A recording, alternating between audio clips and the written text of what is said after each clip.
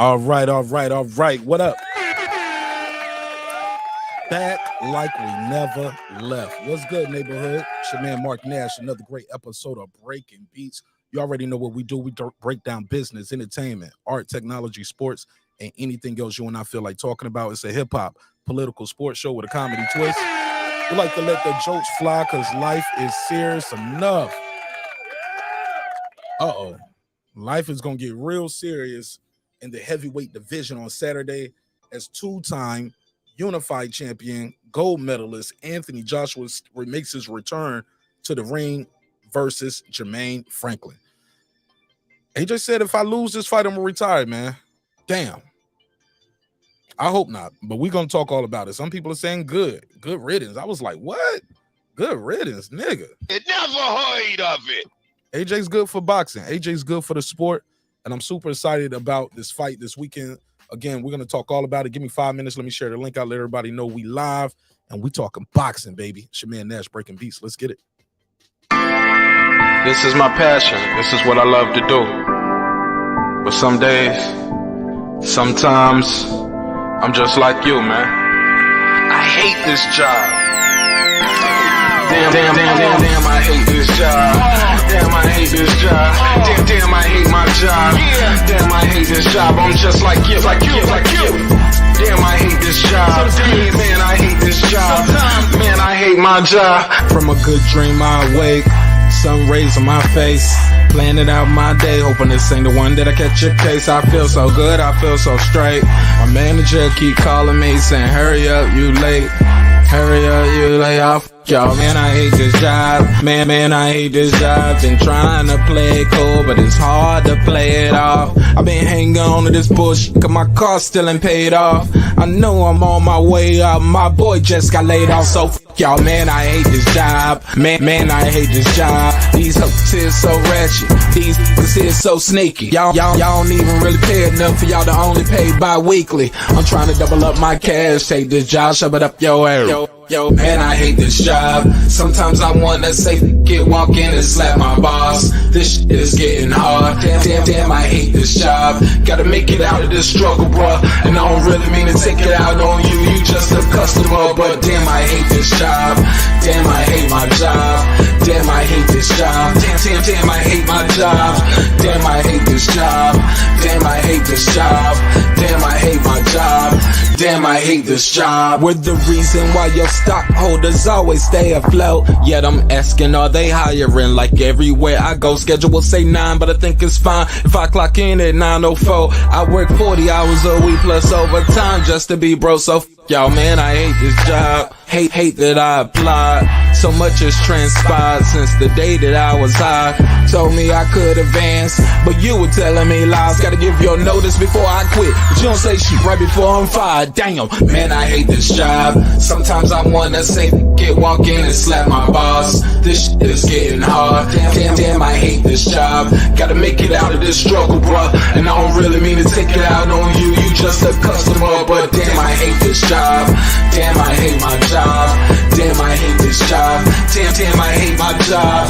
Damn, I hate this job. Damn, I hate this job. Damn, I hate my job. Damn, I hate this job. You and your procedures, you and your protocol, you and your policies, none of that shit don't apply to me. You and your quotas, you and your standards, you and your 2 sick days a year. Y'all niggas bananas. Wonder why the postman's posted with hammers, going postal with Popo on camera. His wage got him enraged, stressed out, it's hard to maintain. He flips the middle, grabs his.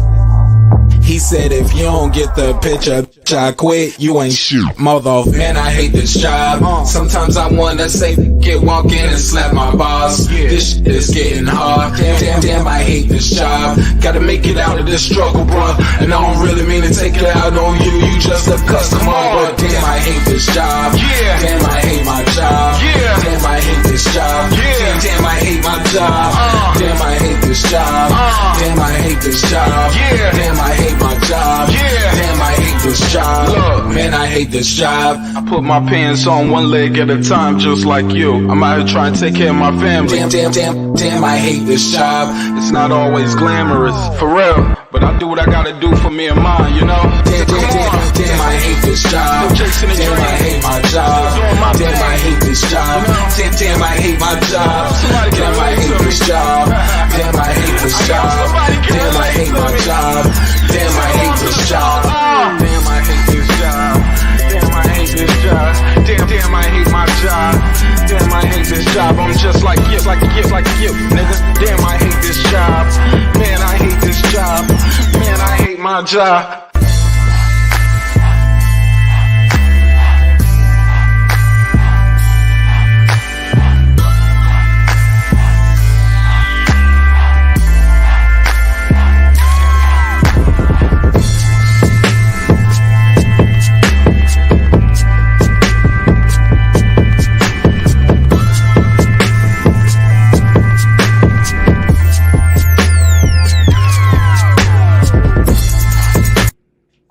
The views and opinions expressed in this program are those of the speakers, commentators, experts, and or the host. They do not explicitly nor necessarily reflect nor represent the channel's policy or the views held by the channel or broadcaster. The broadcaster or its channel cannot be held accountable for all or any views expressed during the program. Basically, if I didn't say it, don't come for me. You come for the person who said it. And please don't sue me for somebody else's words. With that said, let's start the show, motherfucker.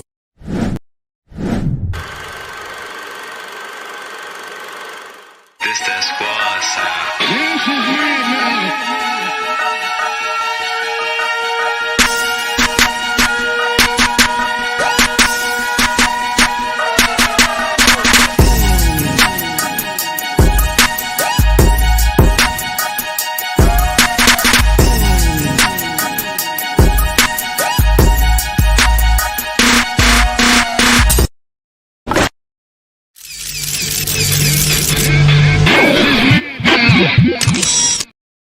What up?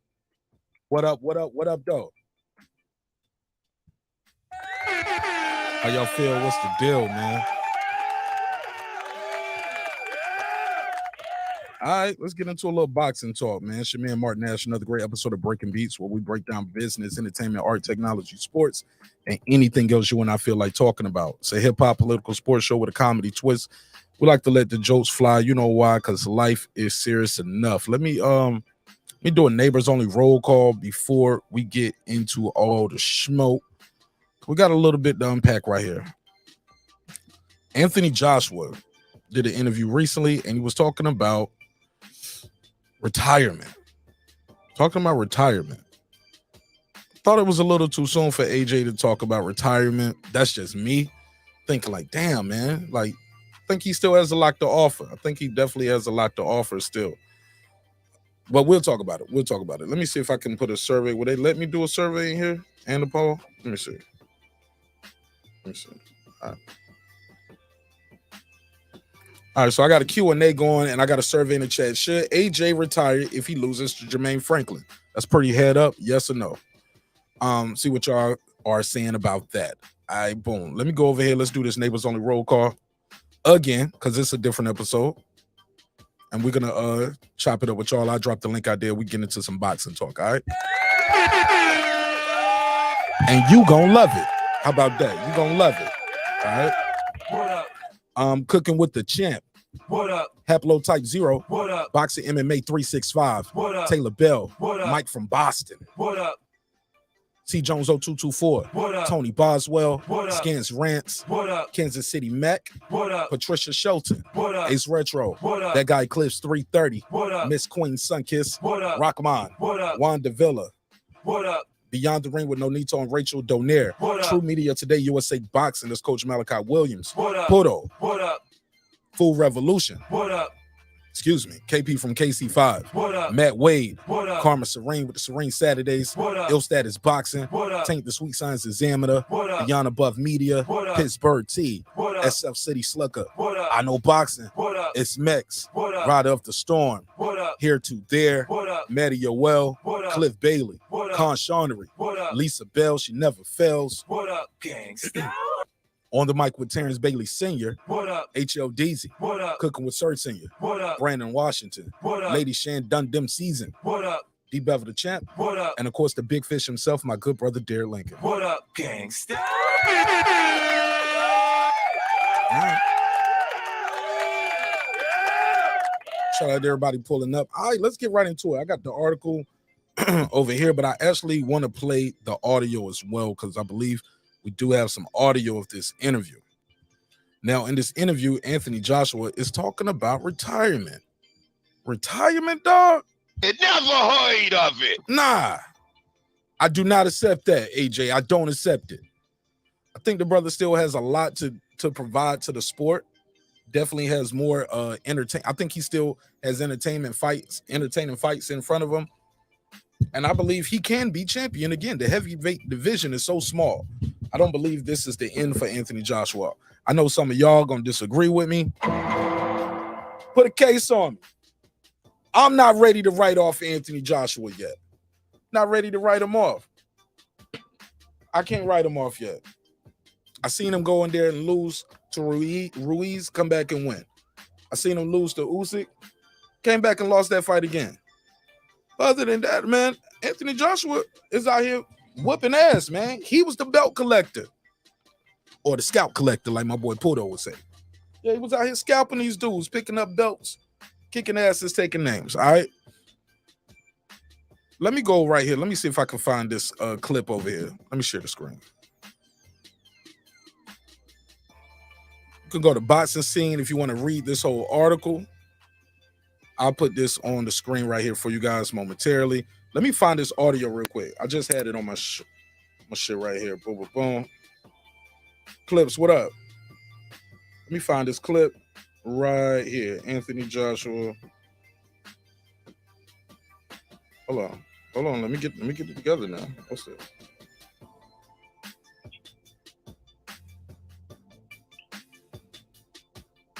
Bear with me. Let me get it right here. You know what I'm saying? Here we go. Anthony Joshua, I will retire if I lose to Franklin. Let me get it. Is this it? All right, here we go. Because, yeah, like he's kind of giving me mixed signals on this, too. Here we go. It's 3 days ago. Go to ifltv. And it's also on talksportboxing. Let me see.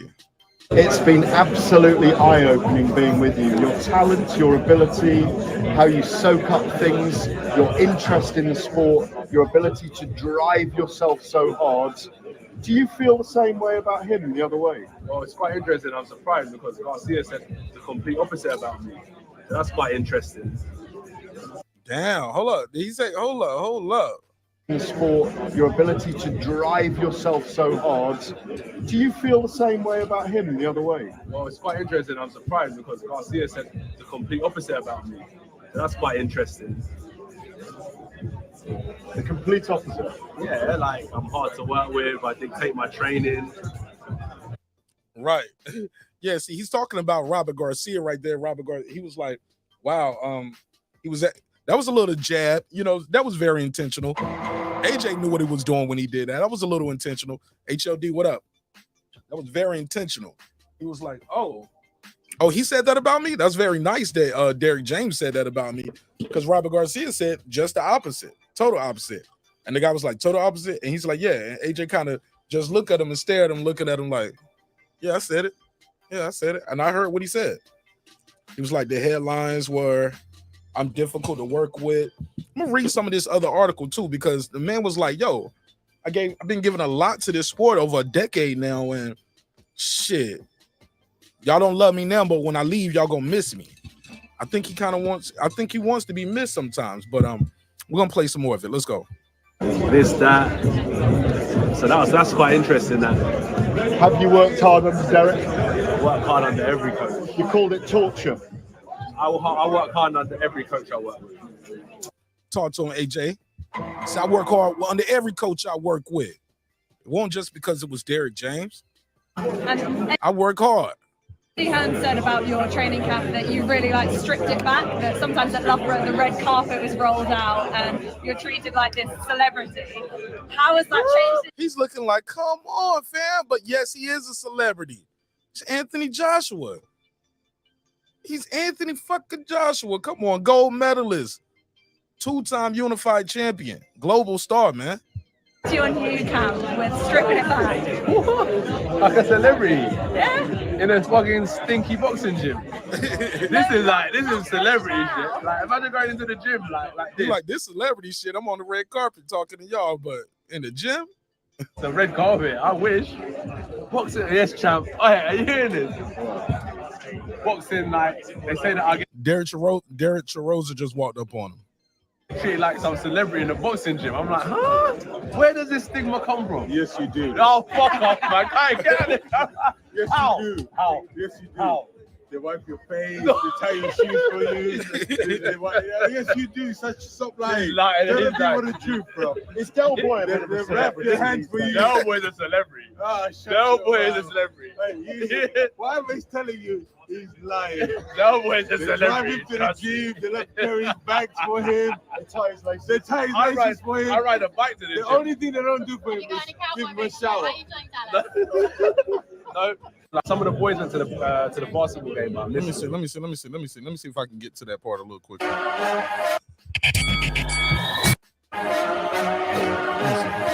Big Fight Live. To drive yourself so Okay, yeah, this hard. audio is better. Do you feel the same way about him the other way? Boxing gym. I'm like, huh? Here we go. Over enormously into the mainstream, not the prism of just boxing. People think he's just there for you, someone to knock out, but he's no mug, is he? I think that's crazy, but I understand. There's high expectations, right? Yeah. People put their own expectations on other people, and people put me in high regard. So that's where the pressure comes from, is me having to deliver, which I understand, and I'll do my best for sure. 12th, All right, let's go. last 12 fights have been world title fights. This isn't. Yeah. Damn, his last 12 fights in a row have been world title fights. Make some noise for that. Talk about pressure. Pressure.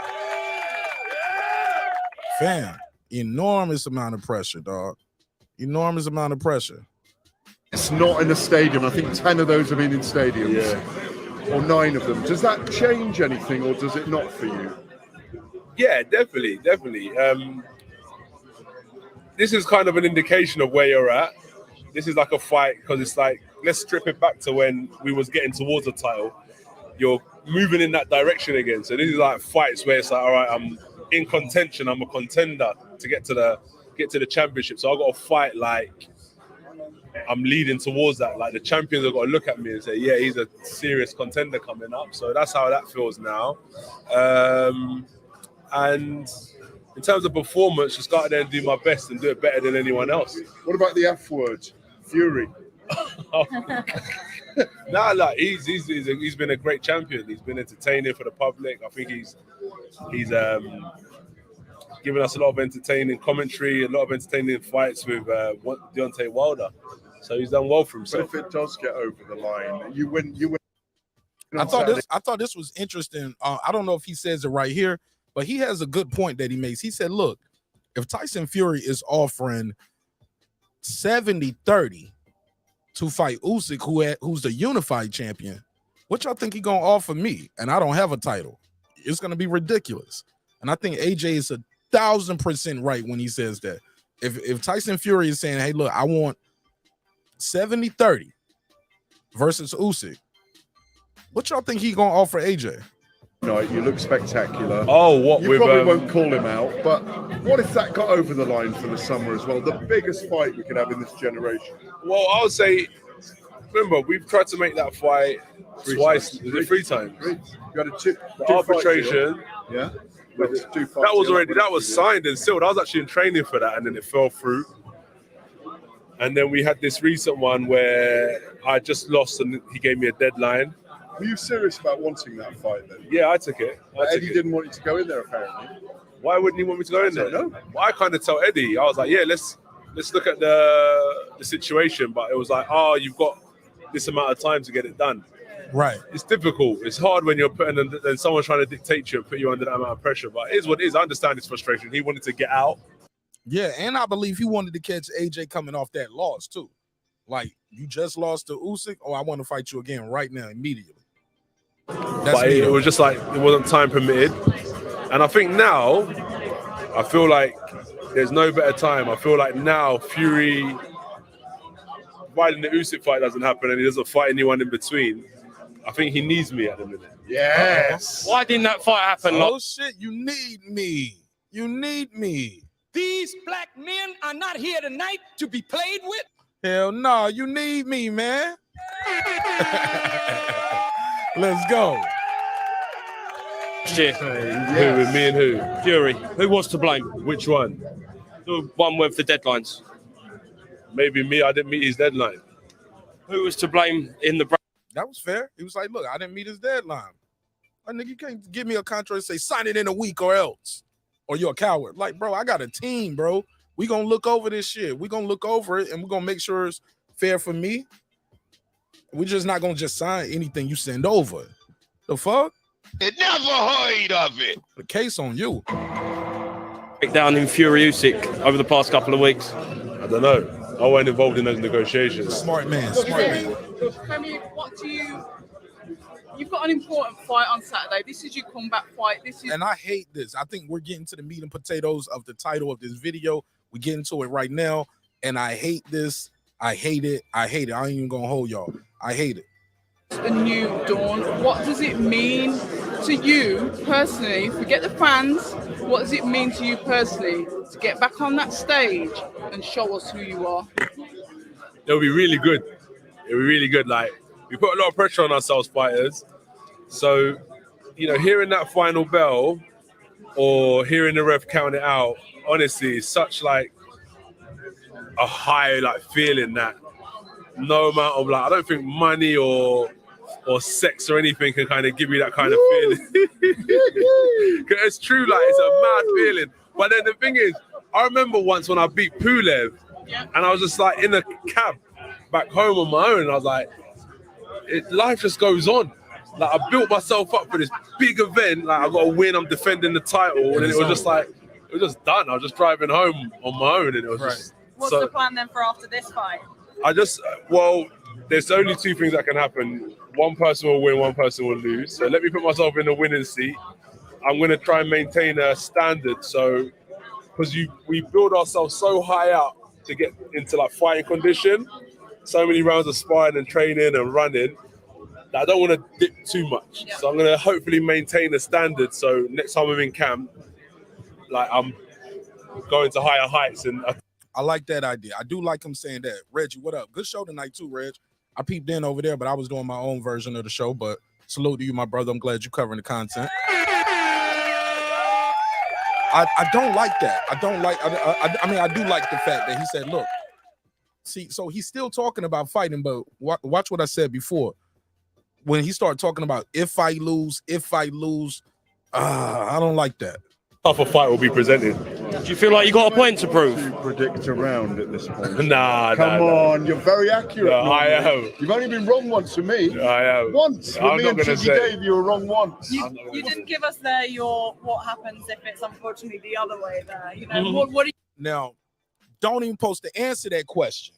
You don't supposed to answer that question, Lisa Bells. I know boxing. Reggie O with the Killer Show. Sir Senior Taylor Bell Ricky. I don't answer no questions about me losing. The fuck?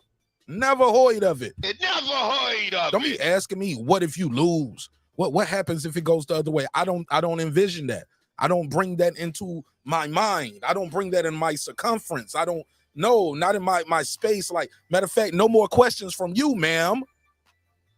I hit her with the Mike Tyson. You speaking out of turn? Well, we all speaking together. I don't answer questions from women unless we fornicate. Yo, I'm serious. I don't like that, dog. But What do you make of this narrative where everybody talking about he's got to retire, he must retire? All right, well, I What do you will. think about I that? will. I'll retire. If I lose, I'll retire. Because it's just like, I don't want to, I'm not here to battle people. If people want me to retire, You can't hear it. He said, I'm not here to battle people. I'm not here to battle people. And people don't want to see me fight no more. Shit, I'll retire. I said it to you last time, innit? Yeah. I'm not gonna fight There'll always be fights, Keith, though. Exactly. That's what I'm trying to say. It's not even the money. It's just like the competitor in you. I think that's what's important. If you've got that competitive spirit, like what happens if you lose a game of Monopoly? You're going to give up. Do you feel like you've got a point to prove after this fight? Do you feel like you've got a point to prove? It's been titled A New Dawn. Do you think this is a new beginning, a new chapter in your career? Yeah. Each fight is a new chapter, I'll say. You know, you're only ever 2 fights away from fighting for the world title. Let's be honest. Yeah, correct. That's what I mean. But every fight, every chapter is so important. Every chapter is so important. Is it weird being one of the most scrutinized? Do you think this is a new beginning, a new chapter in your career? Yeah. He was a little hesitant. Yeah, because let's be fair. How many trainers has AJ had? He had Kraken for the law. He had Kraken for the 2 Usyk loss. No, he had Kraken for the first Usyk loss. He got with Robert Garcia in them for the second fight. He lost that. Then he's done with Robert Garcia, and then he's with Derek James. Should he stay with one trainer, like win, lose, or draw? Should he stick this out with Derek James because one camp is going to be difficult to change a lot of things, right? They said there was a time in the training that Derek James actually laughed at him like, hold up, they got you doing what? That's what you be doing? Bruh. You never heard of it. Derek James like, nah, you don't need to be doing that. You should be doing this. He was like, okay. And from everything I've gathered from AJ, anybody who talks about AJ, they said the guy works extremely hard. He's easy to get along with. He takes instruction well. He takes criticism well. You'll forget that he's such a big star in the sport because he how easy he is to get along with. So but yeah, like, should he stick this out? Give it time to develop. You know, you can't change everything with one training camp. Let's continue. Each fight is a new chapter, I'll say. You know, you're only ever 2 fights away from fighting for the world title. Let's be honest. Yeah, correct. That's what I mean. But every fight, every chapter is so important. Every chapter is so important. Is it weird being one of the most scrutinized athletes on the planet? Like everything you do is not on so the planet. scrutinized. Not on the planet. Just around Watford and London. But is it weird being so scrutinized? But do you know what it is? Let's say that. That's what I mean. But every fight, every chapter is so important. Every fight is important. Exactly, AJ. Boxing is not one of those things where everything resets and you get a new season every year. You get what I'm saying? And we just start over. Like, nah, man. You got these wins and losses. Forever. For real, man. You can't undo that shit. Let's play some more. Shout out to my brother, the boxing scholar. What up? Chapter is so important. Is it weird being one of the most scrutinized athletes on the planet? Like everything you do is not on so the planet. scrutinized. Not on the planet. Just around Watford and London. But is it weird being so scrutinized? But do you know what it is? It comes with the business. It comes with the territory. And I know that when I am retired, I'm gonna be chilling. I'm gonna be like, fuck everyone. I'm done. Talk that shit, AJ. I think this is important to see this interview too, because reading that article that I had on the screen gave me a different temperament and tone. This is a live reaction, so I'm hearing this audio for the first time. Right here along with some of you guys. So I'm glad that he is saying these things. And he's saying them with tongue in cheek, kind of smiling about some of it. But let's play that last part again. It comes with the business, it comes with the territory. And I know that when I am retired, I'm gonna be chilling. I'm gonna be like, fuck everyone. I'm done. Because it's like, you lot put so much pressure on me. When I'm done, it's gonna be like the chains are gone. So I'm just gonna be laughing like I made it out. Like, what's been the biggest pressure this camp? The biggest pressure? This camp. The consistency. It's very challenging. It's very like demanding, but it's all good. I feel blessed because I went out searching for this. I wanted someone who could push me, and I got it. So when I'm being pushed, it's actually made me say to myself, "Listen, this is what I wanted." Okay, He said, "This is what I wanted." He asked for it. It's been absolutely for the London. I don't know, it's just in my stride. Yeah, maybe. Hold on, let me go back. The biggest pressure this camp. The biggest pressure. And he talks about pressure a lot in this interview. A lot of the conversation here is about pressure. He talks about pressure. Like, people put me under a lot of pressure. I put a lot of pressure on myself. I put pressure on myself. I could have just stayed comfortable with what I had. I put the pressure on myself. Go to America to train. Don't just bring people over there. Like, no, get out your comfort zone. Excuse me, pardon self. So I think that's admirable that the guy is doing this, because he doesn't really have to do that at this point, right? He is still Anthony Joshua. He could have kept the same trainer, fought Jermaine Franklin, win, lose, or draw. He had another fight in him. He still got fights out there that people will put money up to see him win. It's not like he going there getting knocked out and getting slept every time he lose. Like, Ruiz stopped him, and Usyk took him to the cars twice. First time I thought Usyk beat him easier. Second time I still had Usyk winning, but it was a lot closer fight. And I think that gas tank gave out a little bit around the 10th or 11th, or it was the 11th and the 12th. But the gas tank started giving out at the end. It's a championship fight. These are heavyweights. Let's play some more. And then the link is out there if anybody want to chop it up with me. And tell me your take on this topic. This camp. The consistency. It's very challenging. It's very demanding, but it's all good. I feel blessed because I went out searching for this. I wanted someone who could push me, and I got it. So when I'm being pushed, it's actually made me say to myself, "Listen, this is what I've wanted. Don't shy away. Stay consistent. Stay consistent." What's been the difference between this camp and your last camp with Garcia? Good question. They said, "What's the difference between this camp and your last camp with Garcia?" It feels like in a way, it's weird. It feels like we've had more time, in a way. That's good. That's a good thing. He said it feels like we had more time. Had a lot of time. Okay, Boston Scholar and Troy got a who's a better trainer debate. Troy said he needs Tommy Brooks, and Boston Scholar says Teddy Atlas is better than Tommy Brooks. All right. I don't know how to explain it, but I feel comfortable. I don't know how to explain it. You know, when you're having fun, I don't know, you're just taking in the environment. Hey, look, time flies when you're having fun. AJ is right. I don't know, it's just Because you're in my stride. Yeah, maybe. What's the added to your arsenal? Output. He's an ex-fighter. He retired about 13 years ago. So someone that's just retired, Because you're just in my stride. What's been the difference between this camp and your last camp with Garcia? Chemistry. It feels like in a way, it's weird. It feels like we've had more time. Right. So you feel like you got more time. Okay. In a way. I don't know how to explain it, but I feel comfortable. I don't know how to explain it. You know, when you're having fun, I don't know, you're just taking in the environment. I don't know, it's just Because you're in my stride. Yeah, maybe. What's the added to your arsenal? Output. He's an ex-fighter. He retired about 13 years ago. So someone that's just retired probably has memories of what it's like to be in the ring. So he pushes me to be fight fit, which is really good, really, really good. And also positioning. There's ring generalship, right, which is underrated. For someone from the outside, it's right. Oh, I like this shit.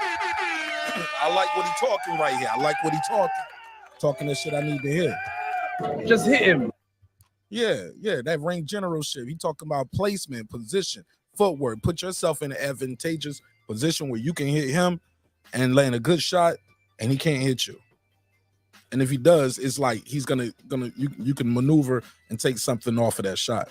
It's really good, really. Or he'll be hitting you with a jab, not his power hand. Really good. And also positioning. There's ring generalship, yes, which is underrated. For someone from the outside, it's just hit him, but that person is they position themselves to kind of ride shots and to. So he teaches me about ring generalship. I ain't even seen this interview before, but that's what I was just talking about, how to ride the shot. You get what I'm saying? So you can hit the guy with a boom, with a big shot. And if he's able to counter or he miss or he slip and counter, you can still try to roll with his shot some. And one of his main things as well. Because you can roll with a shot quicker than putting your hands up sometimes, you know, many times. Rolling with a shot, you trying to put your hands up, you're going to get hit. But you need to learn how to roll those shots or turn. Canelo's good for that too. You'll see Canelo, he'll turn his head and he'll turn his whole body sometimes when Triple G was trying to get at him when he was on those ropes. But let's play some more of it. His defense. Secretly, how confident are you that you're going to get your belts back? Confident. What have you enjoyed most about this camp? The sparring. Doing a lot. That's good. That's a good answer. He said, I enjoyed the sparring. That means he's enjoying getting back in the ring, putting this shit together, like the things you were taught, the things you're learning, and putting it together. So that's a good thing that he's enjoying the sparring. Shout out to my guy, Retro Boxing and Documentaries, a.k.a. Blood Boxing. What up, though? What up? What's popping with you, my guy? All right, let's play some more of it. Sparring because I appreciate my sparring partners. They put in a lot of work. They work with me and really push me. But like, I feel like sparring is probably like the toughest part of training. It's the closest thing to a fight. And you got to spar with maybe like 3 people at a time, which is sometimes challenging. But looking back, even though it's hard, I got through and I'm here now prepared for a fight due to that tough stuff. Derek said finally that you did 15 minutes with him boxing non-stop at some points in this camp as well. And he was so pleased with that, without a break. Wow. Wow. 15 minutes. 15-minute rounds? Said you, well, I don't know if he did 15-minute rounds, but he said at certain points, you were boxing for 15 minutes, no break. Damn. You getting that gas?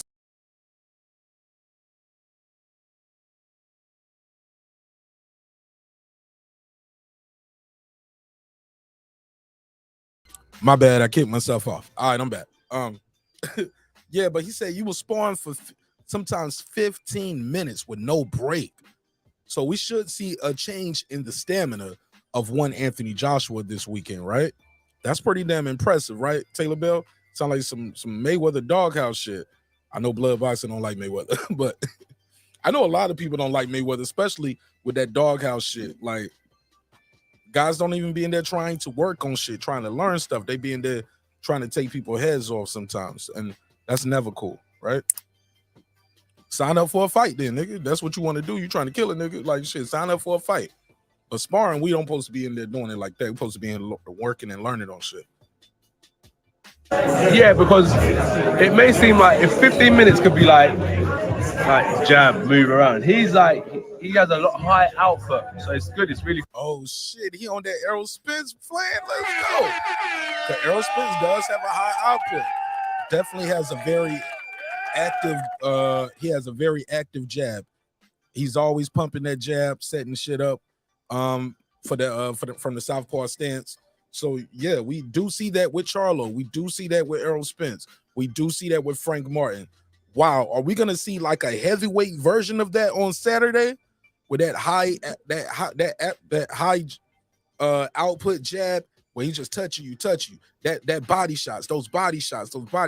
Derrick James definitely teaches his guys how to work on that body. So I'm interested to see what he's gonna do with Anthony Joshua. Let's go to the next clip. And after this, like I said, man, y'all can pull up, tell me what you think, or you can call in and voice your opinion. Let's go. Condition me. Enjoy that. It tested you. Yeah, it tested me. I wouldn't say I enjoyed it. It was tough. Yeah. But in the AJ real nigga, he was like, I ain't say I enjoyed it. Now it was tough. It's training, dog. This shit hurt. Your body's sore. You're going through things, but you putting shit together. But yeah, it's not I'm not in there just. It's not. We're not watching the movie Creed, nigga. We really are doing Creed, heavyweight champion of the world type shit. Yes, that's what I wanted, so I did enjoy it. Yeah, I did. It's weird. I wanted this, and I'm getting it. It's tough, but it's like I wanted it. It's like a weird complex. It's weird. You can show it to us on Saturday night. Brother. Exactly. Okay, he said he's gonna show it to us on Saturday. All right, let me read what they saying in the chat. But yo, that's what we at with it, my man's. So when he's talking about retiring, according to that audio, it sounds like he was being a little facetious there, right? But he's like, man, look, y'all don't want me. Look, there's other fights out there for me. Y'all don't want to see me though. I'm tired of the pressure. I'm tired of dealing with the all the stuff that goes along with being AJ sometimes. Like, y'all want me here, I'm gonna put fights up. I'm gonna be here for y'all. But if people don't want to see me fight no more, I'm not gonna just be out here just getting a check, you know, because I can't just get out here and get a check. He wants to be a competitor. He likes to compete. All right.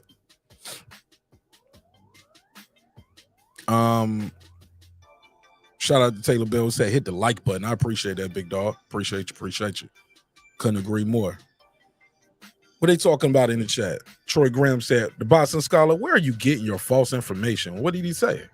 Boston Scholar said, that wasn't the statement, Lisa. I said he was an apprentice for his signature fighters. The only person he was the main trainer in is, I don't know what you're talking about. Yeah, I'm a little behind. I think what you talking about, Tommy Brooks? Are you talking about Eddie Futch? Who are you talking about? Mayweather is an all-time great. I agree. Haplo, Blood had a number one hit.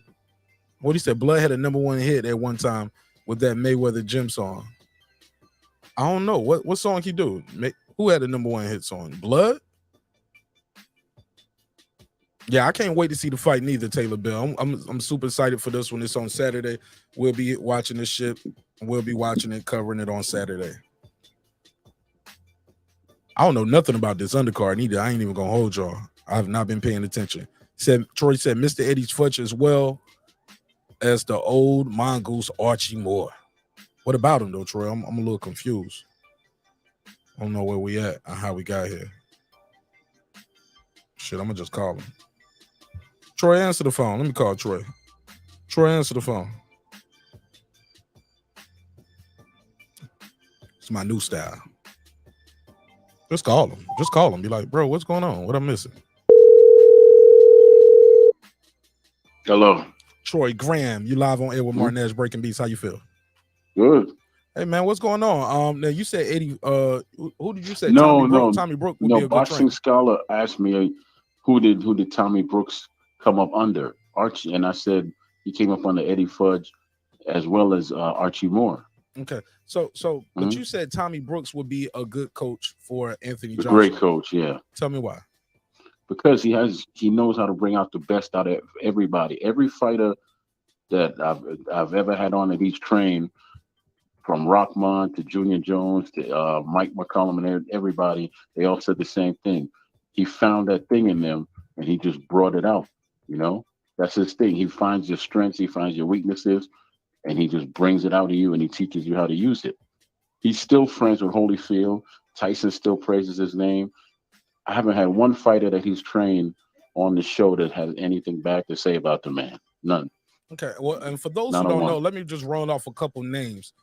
For those who might not know, he's worked with Evander Holyfield, Mike Tyson, Michael Grant, Vitaly and Latimer, Mike McCollum, and many others, correct? Yes, sir. Junior Jones, etc., yeah. Oh, yeah, Hassan Rodman, Junior Jones. So you think he would be a good fit for Anthony Joshua? How do you feel about Derrick James? You don't think Derrick James is going to be a good fit for him? I don't know. I'm not saying he won't be a good fit for him. I just know Tommy's work. When you have all these fighters from top to bottom saying that they were the very best with this man, I'm talking about Hall of Famers coming out their own mouth saying that live on air, then that tells you that he knows something and he knows what he's doing. He's been doing this for I don't know how many years now, or decades actually, and he just knows what he's doing. He was trained by the very best. What I can say I liked about Tommy Brooks, when you did the interview, we chopped it up with him. Coach was there too, and Coach always brings this up, but I'll never forget it either. But he said, "Look, I got 2 game plans when we go into the fight. We don't we don't confuse the guy. We try plan A. Plan B, A don't work. We go to plan B. Then we go back to plan A. You get what I'm saying? Just keep it simple, stupid, basically.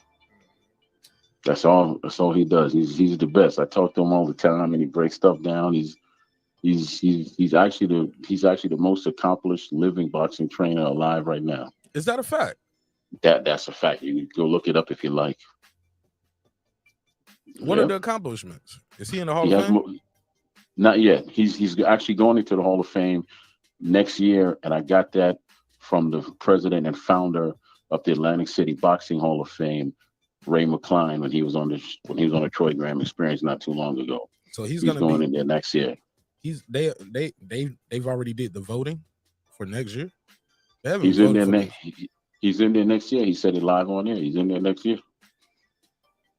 Yeah. So why is he not? Why hasn't he been? Why is it so long? Why he has? We got other guys that's already in there. I have no idea. I mean, it took James Toney forever to get into the Hall of Fame too. I have no idea.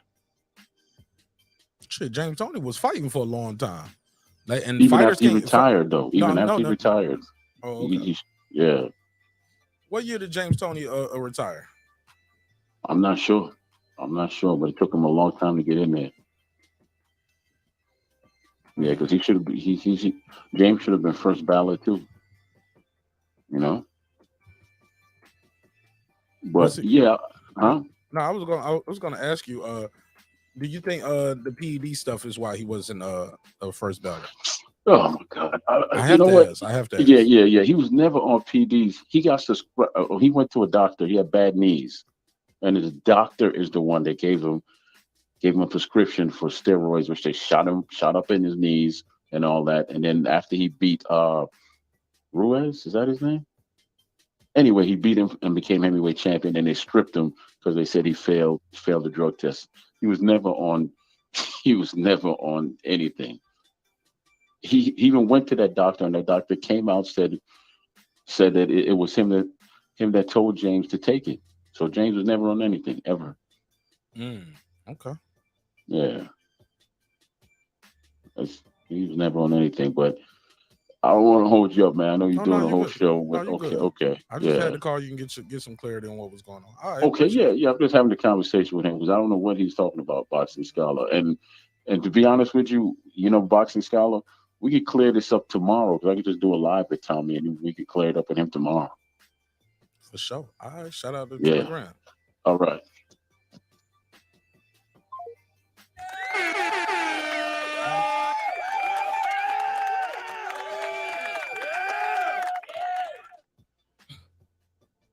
All right.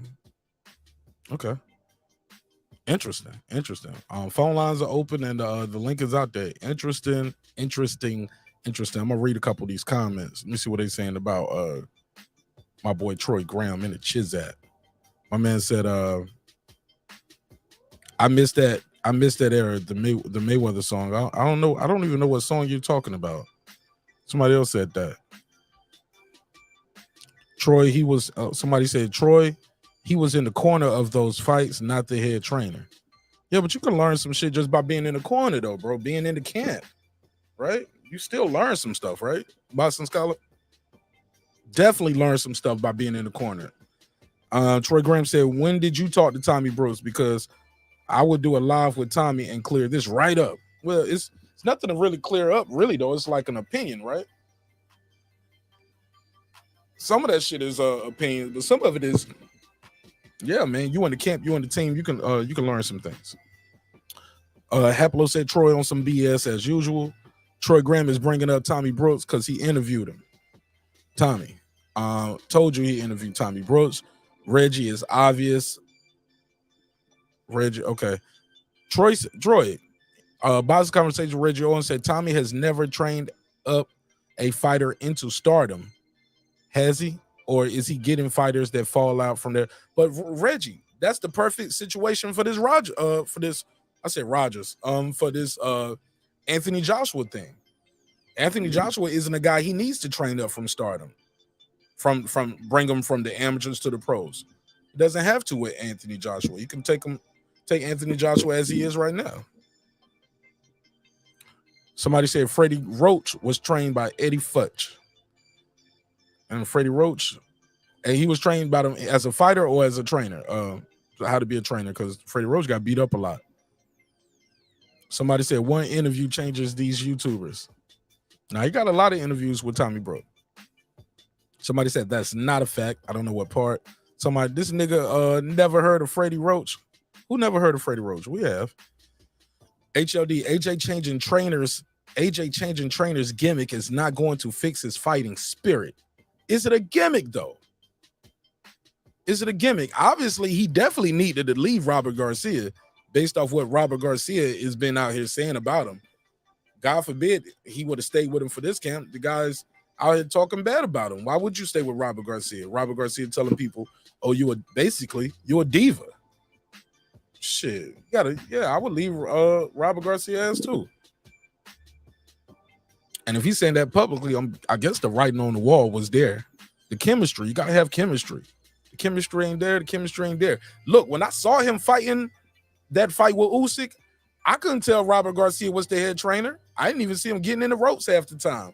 He was outside the ring talking. And the other guy was talking. It was Robert Garcia didn't look and act like the main trainer to me from the outside looking in. Somebody said, did he say Tommy was the oldest boxing trainer? No, Lisa Bills. He said most accomplished. That's why my first question after that was, is he in the Hall of Fame? Because that's an accomplishment. Joe Goosen in the Hall of Fame. You know what I'm saying? There's some Hall of Famers out there. So when you say he's the most accomplished, that's why I was like, well, by what standard? You talking about Hall of Fame? Because he's not in there. He has to be voted in. No one can predict who's going in as a fact. That's what I was saying, HOD. How does he know who's going in next year? They didn't vote yet. Somebody said James was on drugs. That's why he didn't get in. Shout out to Rupski. Said this dude is making excuses for a drug user. Haplo said, way to make it up there, buddy. Reggie said he interviewed on the Troy Graham Experience. Yeah, that's why he didn't make the Hall of Fame right away. One interview. He said he interviewed on the Troy Graham Experience, yet that's why he didn't make the Hall of Fame right away. One interview with Troy, and he made it. Oh, okay. I get it. Oh, damn. Y'all calling him delusional? Y'all ain't feeling Troy Graham? Get out of here, man. Troy, good dude. Y'all, damn. That ain't why I called Troy. Shit. All right, let me see. Where was I at? How you say this? Adari Panette. Do you think Bomet can train the heavyweight? Can train a heavyweight? Man, if you're a good trainer, man, I disagree with that mentality too. Now, granted, some people specialize in certain divisions and certain styles of fighting. Hold up, Siri. But yeah, I think he could train a heavyweight, just like I think Derrick James could train a heavyweight. Yeah, it's different though. It's definitely different. But how successful would the guy be? Or are you getting him from a pup and bringing him up? Or are you getting him from somebody else and you got to unlearn a lot of, he has to unlearn a lot of bad behavior. So good question right there, Adari Pennant. Good question. Damn good question. But I think it's all about the circumstance. A lot of times too, it's on the fighter. Like a building. Like a fighter is only as good as the foundation. And when you get in these fighters from other people, especially when that guy has already had an enormous, I'm talking about Uber, Orca big type of success of an Anthony Joshua. Shit, man. You got to unlearn some of those things. You got to unteach those things. Tell them why that's bad. Show them why it's bad. Also, it's on the fighter too. Does that fighter look at film? Is he bored by looking at film? Some guys just don't want to look at film. Can you train the guy to stop doing certain things fundamentally? Yeah, but in one training camp, shit, it's gonna be difficult. It's very difficult. And I think difficult is an understatement. Got to train some things, but is Derrick James capable of training this guy? Absolutely. Is Bomac capable? Yeah, but I don't think Bomac is being looked at to do this. I think they got their hands full already with everything they got going on. Haplo said Robert was wrong for AJ. He was just willing to go overseas. Damn. Yeah. I don't know about that. I don't know. I don't know enough about what happened. I just know when I saw him in the corner during the fight, he looked out. He looked like he wasn't even really there. The other guy was doing a lot of talking. Was Robert Garcia talking in between rounds and telling the other guy what to tell AJ? But it wasn't. His presence wasn't felt. Presence was felt more in the media building up to it than the actual fight, in my opinion. Go to the next one. Somebody said he's from the UK. What you expect?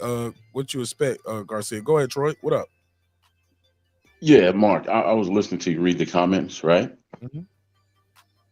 You still there? Yes, sir. Yeah. Listen, I'm not trying to start anything, Mark. But if honestly, if anybody wants to know the truth, I'll do a live with the brother tomorrow, or I could do a live with him when he's available, which could be tomorrow, Saturday, or next week. And we can clear this right up instead of y'all attacking me like you normally do, telling me I don't know shit and X, Y, Z.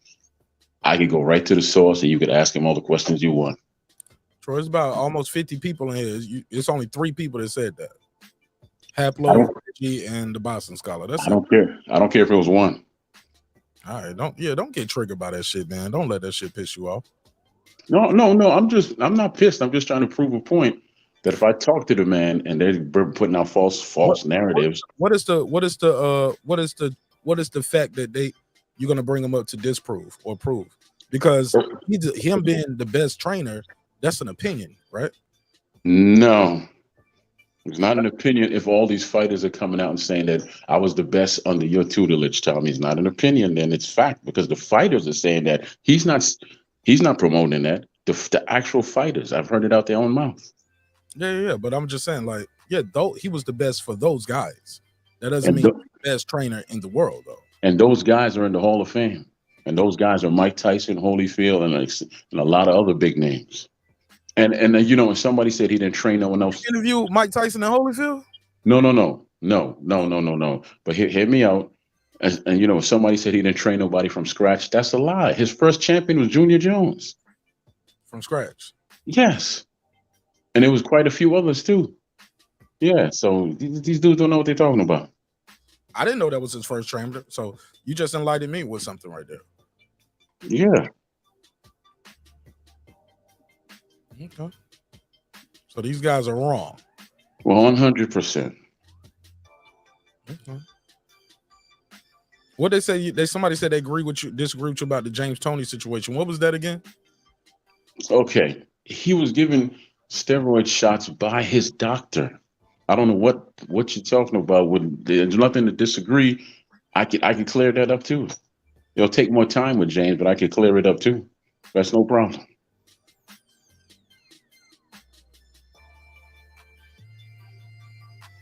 Go ahead, I'm listening. Okay. When he fought Ruiz, yeah, that's his name. The Puerto Rican heavyweight, took his belt. He took steroid shots. He had bad knees from going up and down in weight, and all that. So that was prescribed by a doctor, and the doctor came out and said, "Yes, I'm the one. I'm the one that prescribed it. James is not on steroids." And that's what they're talking about. I thought that's the fight. It wasn't the Holyfield fight. Nah, it was when he won the championship and then he was stripped automatically. Oh yeah, yeah. WBA. That was the WBA, right? I think so. They declared it a no contest, no decision. All I know is that he had the shortest reign of heavyweight champion ever. Yeah. But he never took anything. James never was on anything. He used to laugh at that. I'm like, he used to tell me, he used to basically come on after the fights and be like, if I'm taking steroids, why am I this fat?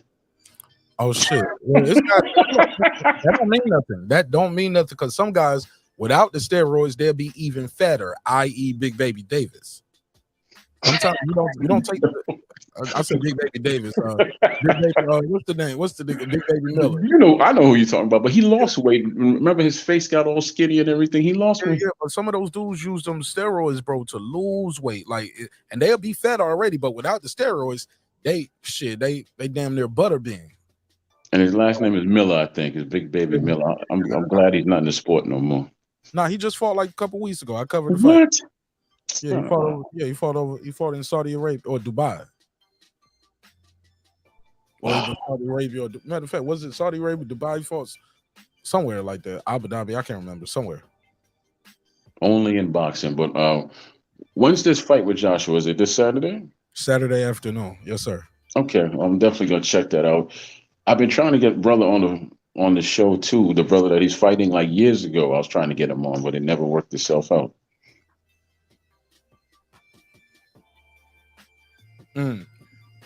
Hey, Reggie said Tommy Brooks was not Mike Tyson or Holyfield's best trainer.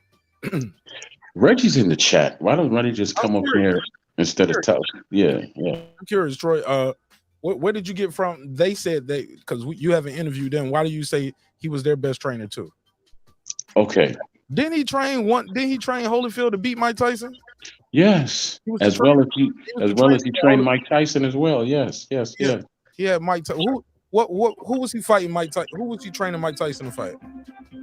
That I don't remember, Mark. I don't remember. I don't know if it was the boy from South Africa who Tyson knocked out eventually. The White Buffalo. I don't remember if that was the fight or some other fight. All right, the boxing scholar, what up? What's up, man? Man, so many things. I'm just getting tired just thinking about so many things to unpack, right? So we'll start with Tommy Brooks is the most accomplished coach alive. I said trainer. Freddie Roach. Trainer, whatever. You never heard of Freddie Roach?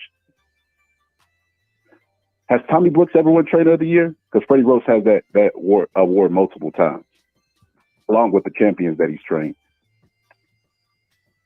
All right, so that's wrong. Tommy Brooks, when Tommy Brooks burst on the scene as a trainer, he wasn't even the head trainer. He worked under Don Turner, who was Holyfield's head trainer. There's a lot of people that he worked with because of Don Turner.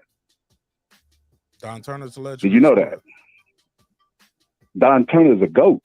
And Don Turner's still in the fucking sport that Troy said the guy that was up under him is the oldest living greatest trainer of all time because he got an interview with. That's how fucking blasphemy that is. But is Don Turner still actively training though? I don't think he actively trains. Yeah, he's still training fighters. He's still in the fight. No, he's still in the fight scene. Scouts guys and brings guys around.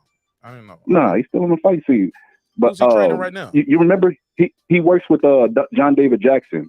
The last time I seen him was the Kovalev, but I know they still work with fighters. They may not just be on the scene, but he's still actively in the gym. That's what I mean. I know he's in the gym and shit like that, but I don't see him ringside getting, in the corner. That's what I'm saying.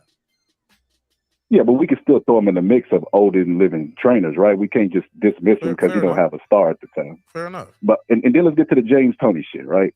The James Toney took steroids. First off, James, you're trusting a fighter's words. I mean, according to that, if we're gonna go by fighters' words, Jarrell Miller never took steroids, or it was a small enough amount. He did say the doctor spoke. The doctor came out. There was a documentary. I know what Troy's talking about. It's a documentary on one time when he was at the Wild Card Gym, and this is after he got busted, where they try to come out to the reason. Basically, what James Toney said is that punches to the head lowers your natural testosterone.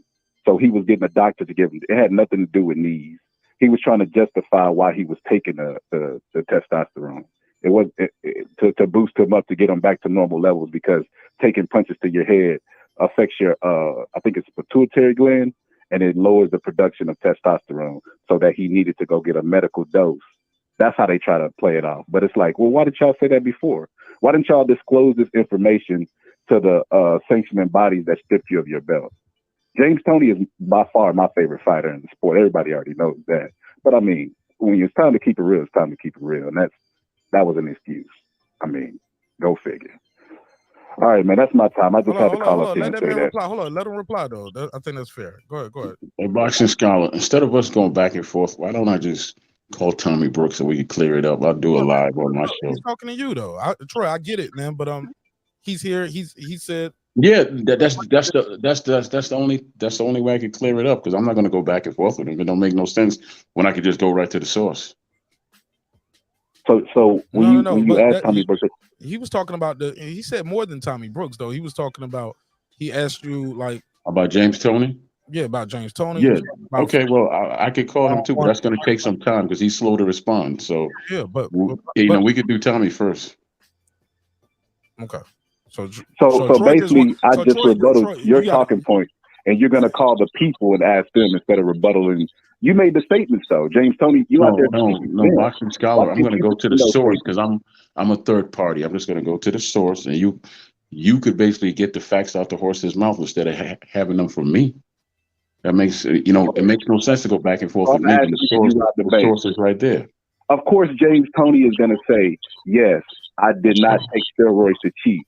He did. Okay. Well, you focused on James. What about Tommy? I mean, Troy, Tommy Brooks, ask him if he's the greatest trainer. He's going to say no. He wouldn't dare disrespect Don Turner, who we came with. No, that's actually not the question you have. You say that he didn't train this person, he didn't train that person. You could clear it up with him by simply asking him the question. He did words in my mouth. He did not say that, Troy. He did not. What did he say? Go ahead. You tell him again, Boxing Scholar. Man, that's too much, Troy. No. Hit the playback button. Yeah. But he didn't say he did not train him. He said he wasn't always the lead trainer. He wasn't the head trainer, Troy. He did an apprenticeship, which is a lot of trainers do that, but they go off eventually and they get their signature. Why don't you just clear it up with the man himself? I got you. But why don't you just clear it up with the man himself? Right? Don Turner was the head trainer in that. I know who Don Turner is, but why don't you just clear it up with the man himself? It's just that simple. You don't so difficult about that. Go with this, right? We can even go with this. He was the head trainer for Mike Tyson's camp, right? But some would argue that was probably the worst that Mike Tyson looked in his career. And then we could even just go with modern day, right? When Usyk fought Chaz Witherspoon, you know who was in his corner? Tommy Brooks. You know who got stopped by the smaller guy moving up? It's radical. Tommy Brooks fighter. Go ahead. Finish that. Say that last part again. Hold on, Troy. I muted it because it's feeding back in. Say that last part again, Boxing Scholar. I said Tommy Brooks was in the corner of Chaz Witherspoon, who fought Usyk. We can go to modern day. We ain't got to go way back to the 2000s and the 90s. He was stopped by Usyk, the smaller man moving up. Tommy Brooks was in his corner. So Troy's argument is that I'm not saying Tommy Brooks is a bad trainer by no means. Though, like he's trying to twist my words and try to make me say stuff so I could be a villain. But what I'm trying to say is he's not the best trainer alive, and he's not the most accomplished trainer alive. Like these are you could Google that the accomplishments. You don't have to take Boxing Scholar's word for it. Like that's something you could Google. But as far as his in the ring adjustments and fighters looking impressive on him, I mean, I think Derek James is a good fit because Errol Spence has the exact same body type as Anthony Joshua, in my opinion, just a lower weight. And I think Derek James, I've seen him make adjustments in the ring, the body punches, that's going to fit AJ really, really good. Like he's not going to have him fighting like a small guy. I think this is a perfect fit. I just think he's going to be vulnerable like most fighters are when they first get with their trainer because they're learning. So they're going to do a lot of thinking in the ring. See, when they gel with that guy, then they start to react. There's no more thinking. They're doing the stuff that they were taught in the gym. So he's going to be vulnerable the first couple fights, but they're going to gel together. I think that's a good fit for him. I do not think Tommy Brooks is a good fit for him based off the fighters that I've seen him train in his style of fighting. That's all I'm saying. Okay. I appreciate you, man. All right, cool. Troy, Pudo. What up, Pudo? What up? Mic check. So far, so good. Go ahead, Troy. I'm gonna let you cool. I was just how you doing, Pudo? I was just it's simple to me. If you say the man's name, then don't keep coming to me and tell me what you know about the man. Have a conversation with the man himself, and you could clear up anything. If I'm wrong about anything, which I'm human, so I can be wrong. But if I'm telling you I could get you the man to talk to himself, what's the problem? There's no problem. Right. Just go ahead, talk to the man himself, have a conversation. You gonna let him join the panel and ask questions? Of course. Okay. I have no problem with that. No, of course. Okay. Well, shit. Shout out to Boxing Scholar. Shout out to Troy for dialogue. Go ahead, Pudo. What's on your mind? Nothing much. I saw you guys were talking some AJ. I'm assuming you guys are discussing like what he said. He'll retire if he loses. Oh, so none of the show. You just clicked the link and you just turned on and clicked the link. Yeah, I just heard the last James Tony bit, and that's about it. Yeah. Pudo don't even hit the like button, bro. I can tell. That's I that. did. I always hit the like button. I always hit the like button. I don't even hit the like button. I just where the link at? Ooh, let me click. I always hit the like button. Yeah, whatever. The like button is right underneath the open panel. One day I want you to share your screen, and we're gonna go to my YouTube channel, and I want to go through all the videos. Let's go. I'm fuck with you. Fuck with you. What's up, though, man? What's your take on it? Shit. I mean, I think he's talking in hyperbole, but yeah, I mean, it would be it would be a devastating loss, especially since Franklin just lost to Dillian White, somebody he beat already a while back. But I mean, I don't rate Franklin that much. I don't think he's a horrible fighter, but I think AJ's got enough, to knock him out. Okay. Yes, sir. It's all about what he got left, though. What's your take on him saying, "Hey, if I lose, that's gonna be it, man"? He said it jokingly, like kind of tongue in cheek, but it's the fact that he still said it, though. It's like, why are you entertaining losing?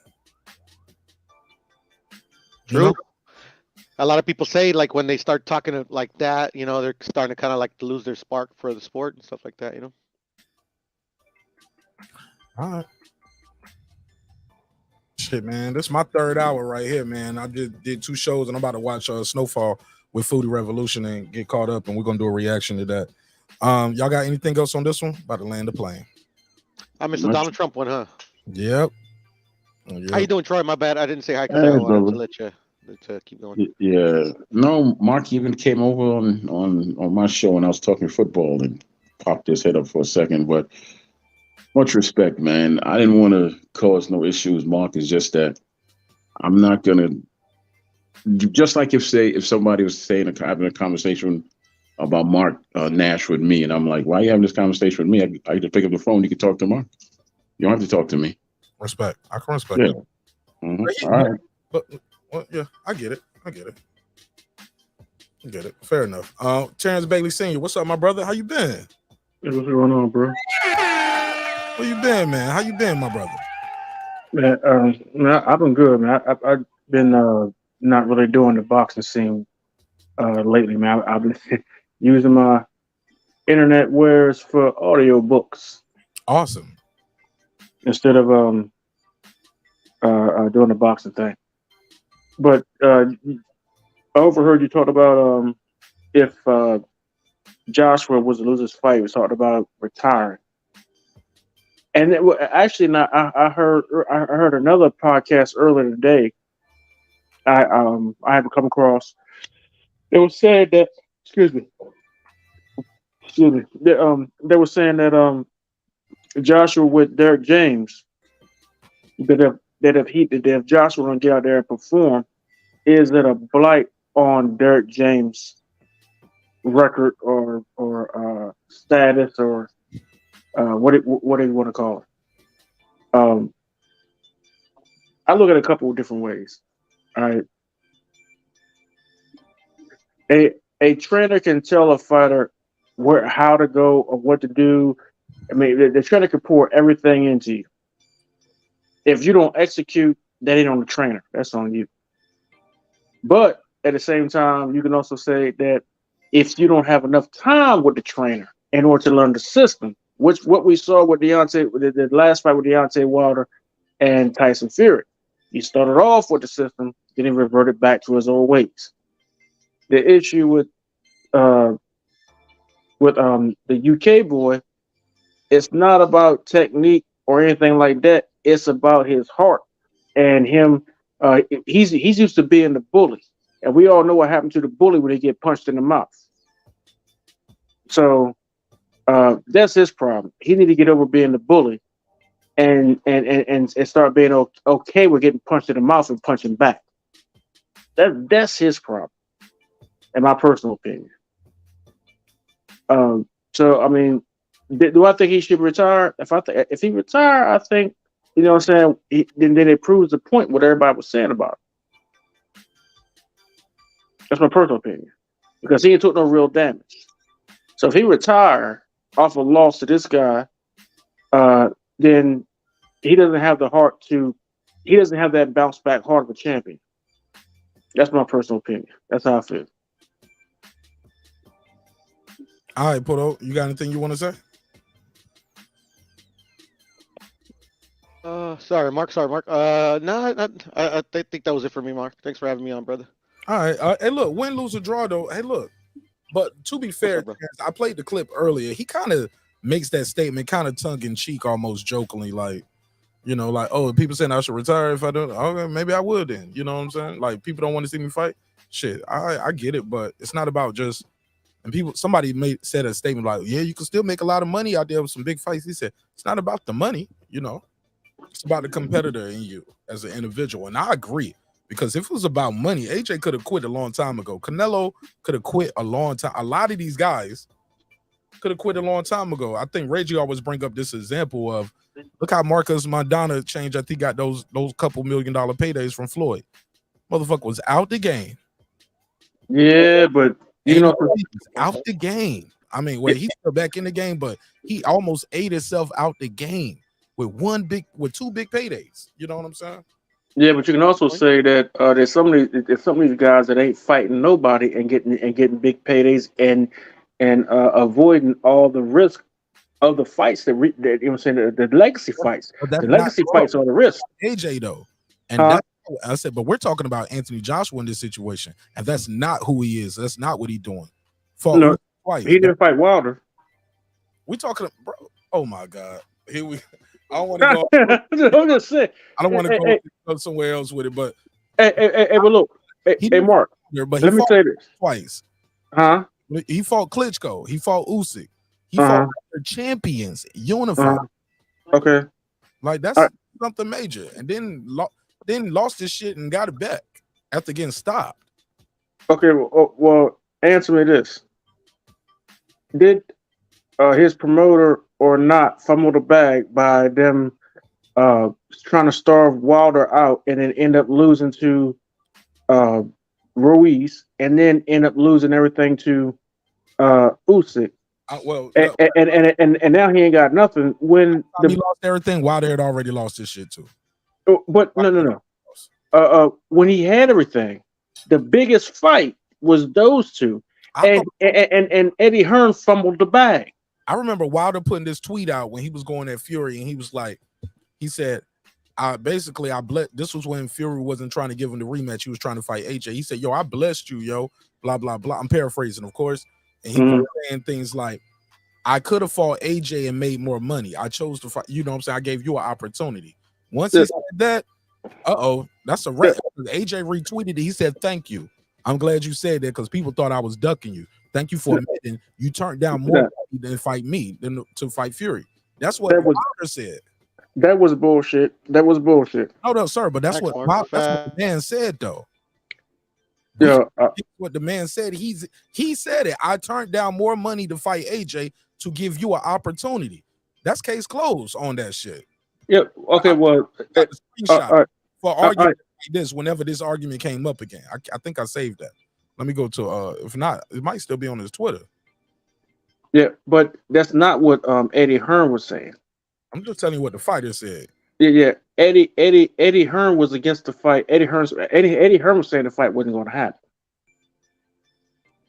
That's not. I mean, I remember what Wilder and what AJ said, but Hearn said something different, and he's got a lifetime.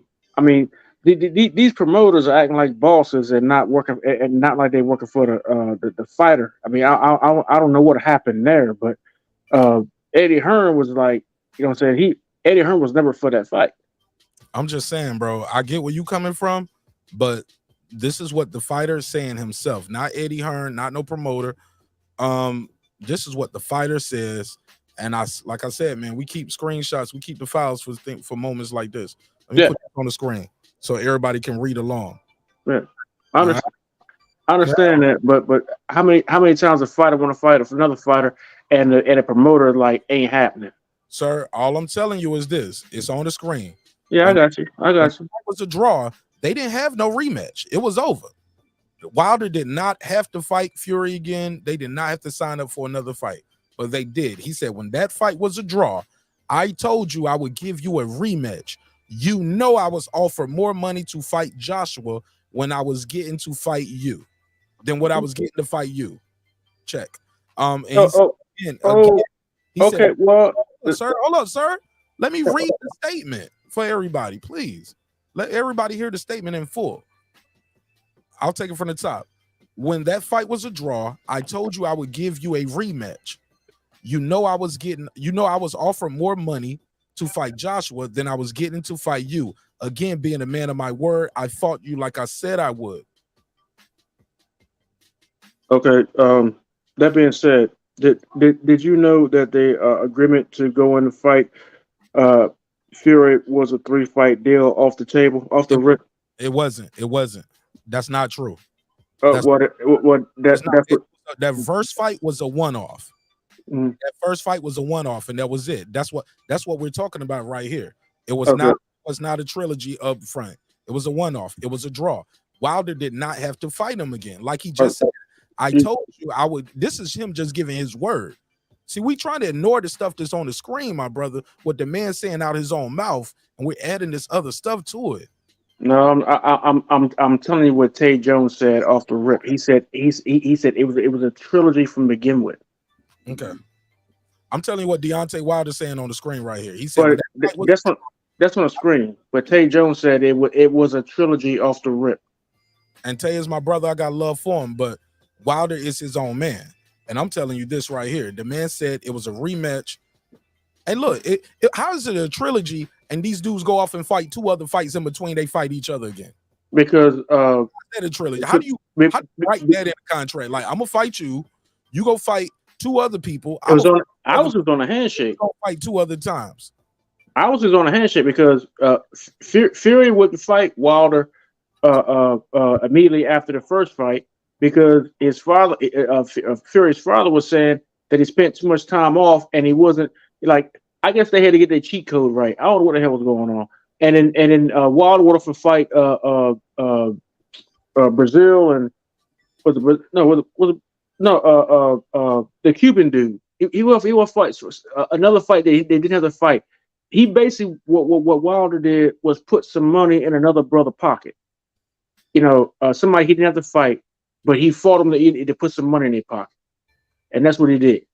But this was never supposed to be a one-off, and the big controversy was why Fury running off doing other stuff and not going right back into the rematch because they didn't have that's when he signed the collabo deal with Top Rank and what's my man name?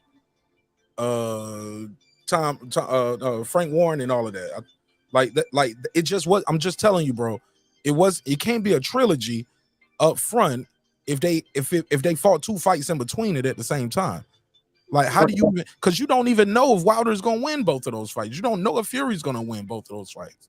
No, they was working on those deals, and that's when Fury money changed too. Fury clothes started looking different. Remember, Fury started looking and dressing different right before that second fight. Oh yeah, because things had changed in his life after that. He was Wilder told him. He said, I put money in your pocket. I changed your lifestyle. I brought you to big time boxing. Okay. And he wouldn't lie. He was telling the truth.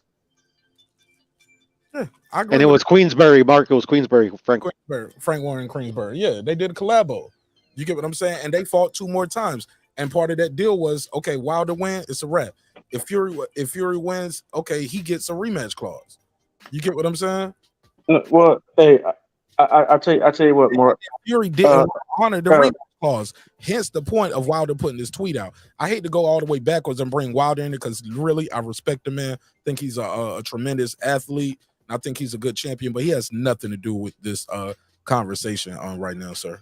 To be fair. That's cool. Fair enough. Go ahead, Troy Graham. Let me let Troy get his bars off, and I'm gonna wrap this one up. We got to move forward.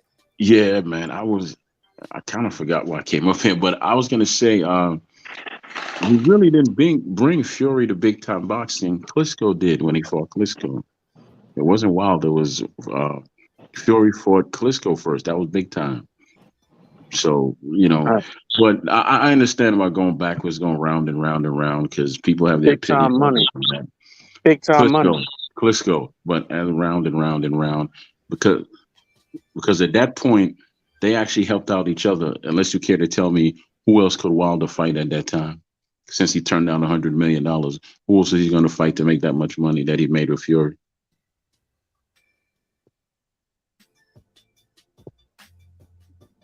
I can't hear you. No, I don't know who you're talking to. I'm talking to brother over here. Wait, you talking to me? No, you. I'm talking Yeah, to you. me. Once I realized that Troy Graham, I went on mute. I really that. Fair enough. I was like, nah. That shows the level of respect. That show I didn't show you any disrespect, but that shows the level of respect. I haven't disrespected anybody, but keep talking. I'm trying to fix this computer here so I can mute my mic. Past though, Troy, and you can understand people they might have past experience with you, and they just choose not to engage. You get what I'm saying? The past is the past, brother. I mean, if you're gonna live in the past forever, then you're a damn fool. Well, the past is how we get to where we at, Troy. And people no, it's present day how you get to where I deal with you by how I know you. And if how I know you is I don't want to deal with you, that's how I treat you. You do not know me. You know this guy in the box right here. You don't know me. We've never met, even though we're in the same state, or we were. I know you by my interaction on here, and I know I'm gonna come over there one day. Like I told you, I'm gonna pull that plug on you. Okay, so what are you waiting for? No, I'm playing with you, bro. Come on. I'm fucking sick of that shit. What are you playing? What are you waiting for? All the fucking threats to I'm sick of y'all bastards. You're not gonna do nothing to me. Now you're gonna take it personal. See, that's what went on mute. I'm going on mute. All right, and I'm going on into the show. Damn. All right, damn. I went left. I'm just messing with him. He gonna get all sensitive and shit. Well, you talking about pulling the plug on the dude? Man, look. Last time I said that, man, he laughed. It was a joke. We laughed about it, whatnot, because he knew I didn't mean. I was just fucking around, just playing with him. The last time I said that shit, it was a joke. Now he want to be all sensitive and shit. Well, look. Well, you did kind of start say when I knew that was Troy Graham, I ain't gonna engage with you, but you can engage with him on jokes, but you can't engage with him on a serious conversation about boxing. So maybe he can do something about that. I'm just trying to. All right, it's cool. I mean. We have a difference of opinion, so I was going to go and get his shit off or whatnot. I went on mute. Yes, sir. I let him talk. Fair enough. All right. So, do you want to answer the question that he asked you? What was the question? Troy, repeat your question, Graham. Come on. I said it was Klitschko that bought Fury to big time boxing and big time money, and then I said Fury and Wilder needed each other to make money, unless you could tell me who else Wilder could fight back then, since he turned down a $100 million contract to make money. Okay. It wasn't Klitschko that brought the British dude to he brought him to the spotlight, but it was only in the UK. He didn't bring it to the spotlight in the United States. It was Wilder. I agree. Matter of fact, Wilder never fought him. So we talking about AJ, we was talking about Fury in this point right here. Okay. Brought into big time boxing, but we can just end this real quick. He made more money, Troy, fighting Wilder. Yeah. In the first fight, the second fight, and the third. Yeah. Like he that's when he started getting double-digit millions. Yeah, and getting 8-figure deals, Troy. It was 7 figures to fight. What you say, Porto Facts? I was going to say that. And on the back end, and on the back end, because when you fight with the PBC, you get that upfront money, and then you get money on the back end, which is money that will come as they say, damn near a year later.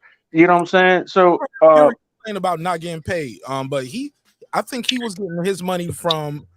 It was a collabo thing, so it was on ESPN. You could have bought it on Showtime, or you could have bought it on ESPN. I think you could have bought it on Fight TV or Triller. It was everywhere. Sky Sports. Yeah. So it was a lot of places it was available. Go ahead, Puto. Give me your take, and I got to wrap this up. Foodie over there making her drink, so I got to get caught up. No, I was going to say that actually the Klitschko and his next 2 fights, he made more money than he did with the 3 Wilder fights.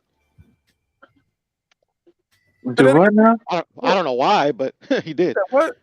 Say it again. Because he made 12 million for Chisora, he made 5 million for Vlad, and he made 5 million for Christian Hammer. And he said what? And what was your point? What did you say? I was just saying he made two more million in those 3 fights than he did with the 3 Wilder fights. No. That's no. Not true, man. No. No, I'm going by the internet. What I see on the what I'm seeing on the internet. That's not even. That's what I'm going by. But we're not $2 million. $2 million for a heavyweight champion. $2 million for a heavyweight championship fight is that's unheard of. That's middleweight money. Klitschko, though. We're talking about Klitschko, not those other guys, Puto. And we're not okay. talking The point I was just making is that he made more money, in those. Yeah, you did okay. a combination. I got you. We're talking about how much did he pay for Vladimir Klitschko, and then how much he get for Wilder. 3. Three what? 3 million plus the 50% pay-per-view. To fight Wilder in the Barclay. On which fight? In the first one. The first Wilder. Okay, how much he get for the second fight? He made 7 million. How much you get for the third fight? 10. Okay. I don't even believe that. I definitely didn't see that that right there for that purse split for that first fight where he only got $3 million. No, I don't see that. But I'm just going by this website. That's all. They did have I could be wrong. They did have guarantees though. So the guarantee for both guys could have been like 3 and 4 million. You know what I'm saying? That's feasible. That's very feasible. Yeah, they're going by the guarantee, and then after that, they got the gate, they got everything else, whatever, and then they got the back end money because like Errol Spence when negotiating with Terrence Crawford. No, I don't want to do no Terrence Crawford. No. Oh no, I'm not going. I'm not going into that. What I'm saying is when Terrence Crawford was saying about we got somebody that give X amount of money or whatever, and the first thing out of Errol Spence money because he did with the PBC is what about the back end money? Because when you're with the people with the PBC, you know what I'm saying, it ain't just about the money you make that night, it's the back end money that come later. Yes, sir. You get the money you get for that night, and then you get and then there's money that come later, not just cashing out one night for one guaranteed purse. Yeah, but even when you get a guarantee, though, a lot of those guys still get a back end money. You know what I'm saying? Yeah, but when you do with Bob Arum give you a flat fee. But you can split, but not necessarily all the time. But Bob Arum did some pay-per-view cuts with people before. Yeah, well, he obviously wasn't doing it with Terrence Crawford because Terrence Crawford didn't know nothing about no back end money. Terrence Crawford was getting his money up front. No, you still get a guarantee, but you still get a back end money. Like I just get my money, win, lose, or draw. I still get this. You get what I'm saying? Whether it's sell or not, I still get this. So that's your guaranteed money, whether it's sell or not. If I do the ring walk, come in here, put hands on this dude. When I leave, I want this amount. I want a check for this amount, and our business is done. See you later. But when doing the PBC, you get that check, and then you get other checks behind it, and that's what Terrence didn't understand. That's not true. Him and Porter, they got paid off the pay-per-view buys as well. They got it was a 60-40 split, but Terrence Crawford got 6, Sean Porter got 4, but that's not their only money. That's what it's called. It's not your total payout. It's your guarantee. That's why it's called the guarantee purse. Like no matter what happens, you owe me this amount. So it's not like he don't understand that because he just had a pay-per-view fight and it was a split. He got a guarantee and he get pay-per-view back end money. So it's not the same. It's not. That's definitely not true. But I don't want to relitigate Spence and Crawford up here. I got to end this shit, man. I got to do another show. I've been live for 3 hours already. But we love you, brother. Why you gonna leave us? Man, y'all should have been here earlier. Shit, damn, y'all weren't here earlier. It's a wrap. Nah, I asked you to do. Hey, look, at least we Facebook friends now. I can harass you on Facebook. Hold on, we Facebook friends? Unless you got, I got a whole Facebook like this week. Yeah, unless somebody hacked your shit already. Okay, all right. Well, shit, I need to block you then. I don't do no Facebook with no YouTube name. This nigga here. Y'all better holler me on Instagram and YouTube. That's it. I don't do Facebook with y'all. Y'all can join the Breaking Beats Facebook group. But hey man, I don't need to come on here like that, man. Facebook, I need to take that off, Terrence Bailey. Man, see, you fucked up. You real fucked. See, that's why I don't fuck with your ass. Cause, Nah, you a dirty motherfucker. That's why. I say your name on this show and shout you out at the beginning of at the end and the beginning of every episode, and that's a fact. Well, when I'm not here, every time. I need receipts. Oh, check the beginning of this episode. I shouted you out at the beginning of this one, and I'm about to shout you out right now when I do this neighbors only roll call. This motherfucker here. How the fuck You a neighbor, man. You a member to the show. I shout you out every time. But I gotta go, man, because Foodie waiting for me, man. We about to watch this episode and we're gonna do this media reaction. So I gotta go. I love y'all, man. Hope you love yourself. If not, guess what? God loves you. So does Martin Nash in the neighborhood here, Breaking Beats. Foodie, check your email. You want me to send it on IG or send it on send your email, Foodie? The link. Send it on IG. Send it on IG. All right, shout out to Terrence Bailey Sr. Plug your channel, man. When you gonna when you gonna do some more content, Troy and Terrence Bailey? What Troy gonna do? Try to get Tommy Brooks on tomorrow. When you doing the next show, Terrence, and what you doing with your channel? Man, right now I ain't doing much for my channel because I'm trying to build this African American Cultural Center. So we've been like real busy, like messing with like the paperwork and local government and state government and stuff like that. And then I work part-time driving a tractor trailer, and so it's a whole lot of stuff going on. So I ain't really had time to do anything with the platform. But what I will, what we will be doing is once we get this get some of this funding together to build this African American Culture Center, we will be broadcasting live all the board meetings in regards to the this African American Culture Center, which is going in the oldest free black community in the entire United States, so that everybody across the nation and across the world can chime in on the actual board meetings, and you can watch the board meetings. So that's going to be on the channel soon. Dope, man. I can't wait to see it, man. Well, I appreciate you, my brother. I'll see you on the next one. Thank you for your time. Thank you for your energy. Don't be a stranger, man. We miss you over here. All right, man. Peace. Man. Go ahead, Troy Brown. Yeah, just real quick. I'm gonna stick with the football thing I was doing with brother Jackson for the Ravens and see how that plays out. And then I'm checking to get the writer and the creator of Underworld on there, because he's also the same brother that created a superhero by the name of Blue Marvel, who's gonna have his own movie pretty soon. A very powerful, intelligent black superhero. So which is actually based on his brother's life. So cool. That's what I'm doing. Well, we look forward to seeing and supporting you on that, man. So just keep me posted, man, or tag me in or put it in the Breaking Beats Facebook group. I don't know how that's gonna work with me getting access to the group again, because I guess that was tagged in and locked in with the old Facebook channel that got taken down. So I'll figure it out. If Reggie Owens can do it, I can do it. You know what I'm saying? But I got to start all the way with my Facebook group. So should be interesting. I said Reggie Owens Troy was like, fuck that nigga. I'm out of here, yo. Troy hung right up. I said Reggie Owens can do it, I can do it. He said, fuck that nigga. I know Boxer said, Martin Nash, we doing the Snowfall watch on members only. I'm at work. I need my entertainment. I'm gonna hit Foodie. I know me and Foodie gonna watch it. We're gonna do a reaction for everybody, but I think me and her might just be watching it, but we'll find out. If so, look for the link it'll be in the community tab on members only. All right. You have to click the link. I know boxing. You won't see it on the screen. You got to click the link. You don't have to join the panel. You can just be quiet in the background, but it's just gonna be playing. And yeah, we're just gonna go all the way through it. And we're gonna watch it together, the new episode. So yeah. So you can't just be in the chat watching it. You will have to click the link. You can watch it, but you can just be backstage. All right.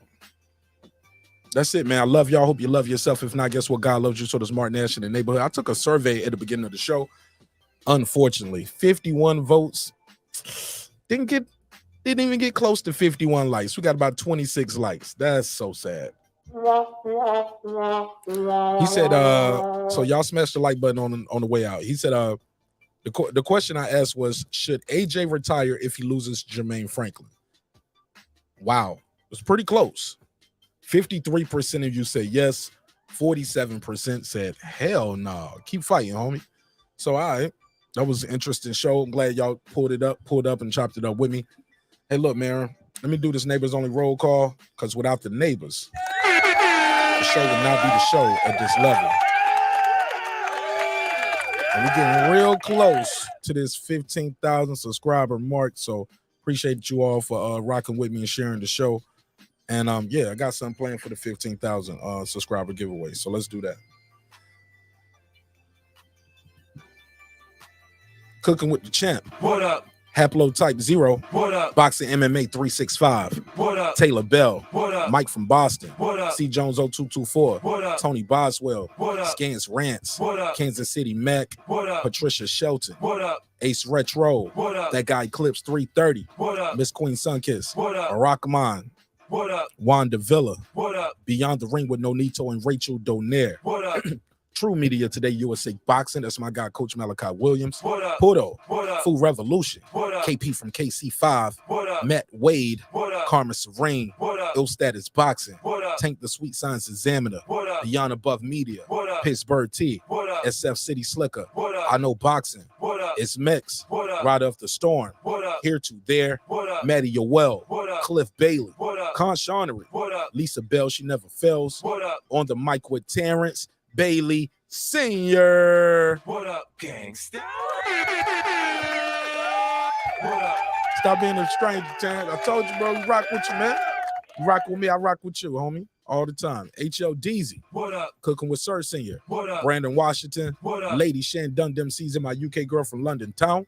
What up? D Bevel the champ. What up? And of course, the big fish himself, my good brother Derek Lincoln. What up, gangsta? Appreciate y'all. All right, man. Sometimes we're gonna agree, sometimes we're gonna disagree, but one thing's for certain, two things for sure. Never forget this, homeboy. I built this shit. Me. Brick by brick. And I'll be damned if I let you tear it down just because you don't like the way another nigga talk. And I mean that shit. Love y'all. I'll see y'all on the next one. We'll do a show tomorrow too, man. We'll do a show tomorrow too. I'm being grind mode for the next couple days. Tonight, tomorrow, and Friday. So y'all fuck with me, all right? Let's get it.